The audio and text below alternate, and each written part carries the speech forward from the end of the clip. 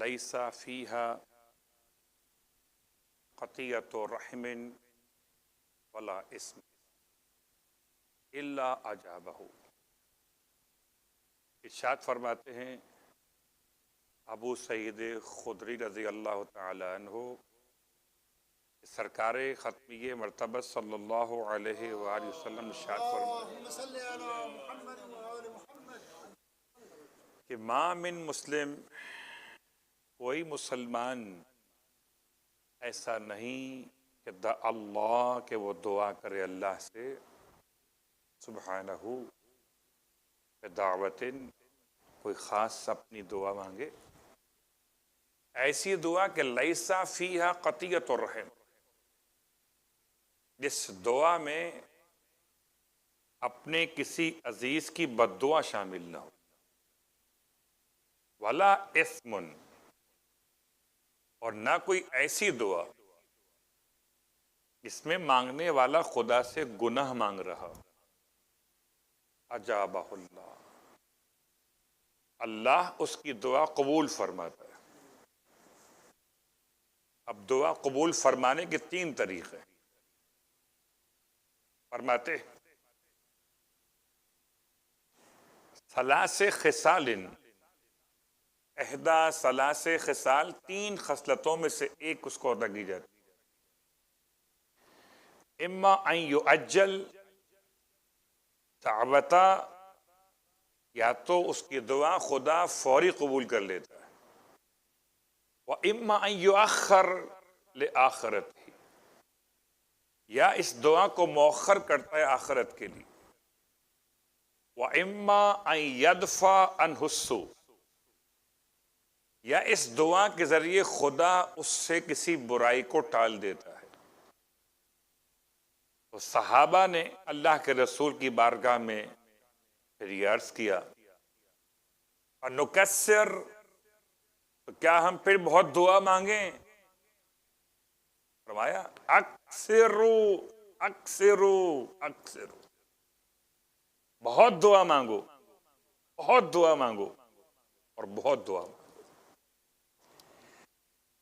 اللہ کے حبیب کا فرمان تو آپ نے سن لیا کہ مسلمان کی دعا اگر اس میں قطع رحم نہ ہو، کوئی گناہ کا شائبہ نہ ہو، تو خدا اس کی دعا کو تین صورتحال میں سے کسی ایک صورتحال پر قرار دیتا ہے، یا تو اس کی دعا فوری طور پر قبول کر لیتا ہے، یا اس کی دعا کو اس کی آخرت کے لیے ذخیرہ کر دیتا ہے، یا اس کی دعا کو کسی برائی سے، پریشانی سے نجات کے لیے ذریعہ قرار دیتا ہے۔ تو گویا خالی ہاتھ تو دعا مانگنے والا ہوتا ہی نہیں ہے، یہاں قبول ہو تو سبحان اللہ، وہاں قبول ہو تو ماشاء اللہ، اور اگر کسی برائی کو دور کرنے کا باعث بنے تو بہترین انداز ہے خدا کی عطا کا۔ تو ماہ مبارک رمضان دعا کا مہینہ، اور خاص طور سے وقت افطار مانگی جانے والی دعا۔ اب ایک بحث ہے کہ دعا افطار سے پہلے مانگی جائے یا افطار کے بعد مانگی جائے۔ بعض ہمارے برادران اہل سنت کے علماء اس بات پہ تاکید کرتے ہیں بعد میں مانگی جائے۔ خوب، دلیل کیا دیتے ہیں؟ دلیل دیتے ہیں نہیں قبلہ، دلیل یہ دیتے ہیں کہ جناب جو آپ دعا پڑھ رہے ہیں اس میں سارے صیغے ماضی کے ہیں۔ اللہم لک صمت وبک آمنت، میں بات کر رہا ہوں اس دعا کی، ولک اسلمت وعلیک توکلت، سارے صیغے کس کے ہیں؟ ماضی کے۔ روزہ رکھا تھا، اسلام لایا، ایمان لایا، توکل کیا، سب ماضی کے۔ تو یہ اس دور کی کچھ ایسی باتیں ہیں جو سوشل میڈیا پر عام مومنین کے لیے، مسلمین کے لیے شاید متوجہ کرنے والی ہوں، لیکن حقیقت حال یہ ہے کہ برادران اہل سنت کے یہاں بھی اور آپ کے یہاں بھی دعا افطار سے پہلے مانگنا ہی سنت ہے، نہ کہ افطار کے بعد مانگنا۔ افطار سے پہلے دعا مانگنا تو جو مختصر دعا ہے، سب سے مختصر، بڑی جلدی ہے مجھے افطار کرنے کی، لمبی دعا نہیں پڑھ سکتا، لمبی دعا بھی ہے جو انشاءاللہ ہو سکتا ہے میں آپ کی خدمت میں پیش کروں، کوئی ماحول بنایا جائے اس کا بھی، لیکن مختصر دعا، اللہم لک صمت وعلی رزقک افطرت وعلیک توکلت، یہ دعا سب سے مختصر، اس سے مختصر بھی دعا ہے مگر وہ لقمے کے اعتبار سے، نہ کہ پورے افطار کے اعتبار سے۔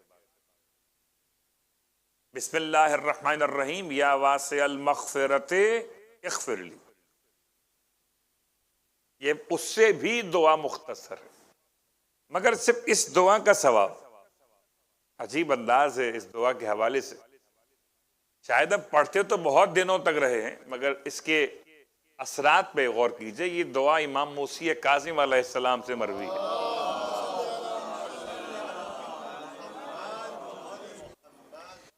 یہ دعا جو آپ پڑھتے ہیں، اللہم لک صمت، پروردگار میں نے آپ کے لیے روزہ رکھا، وعلی رزقک افطرت، اور آپ کے دیے ہوئے رزق پہ افطار کرتا ہوں، وعلیک توکلت، اور آپ پر ہی توکل کرتا ہوں۔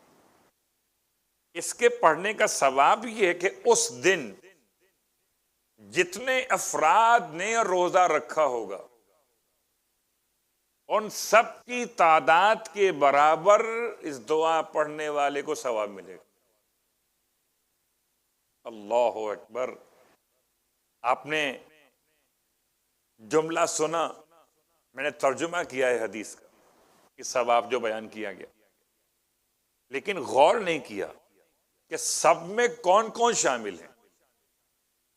آج اگر روزہ افطار کرنے والوں میں آیت اللہ سیستانی شامل ہے، آغائے اسحاق فیاض شامل ہیں، شبیر